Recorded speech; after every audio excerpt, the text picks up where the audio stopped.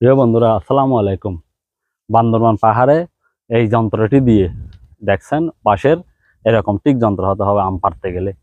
এটা যদি না থাকে তাহলে আম উপর থেকে পাড়া খুব কষ্টকর। দেখুন আমি আমটি কিভাবে পাড়তেছি। এই আমগুলো এখানে, এই দেখুন, এখানে এটার জোরকা ভিতরে ঢুকাইতে হবে। ঢুকানোর পরে আমগুলো টান দিতে হবে।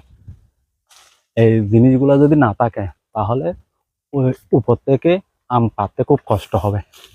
দেখছেন উপরে যে আমগুলো আছে, যেগুলো হাতে আপনি পাবেন, ধরতে পারবেন না, সেগুলি এইরকম জিনিস দিয়ে পারতে হয়।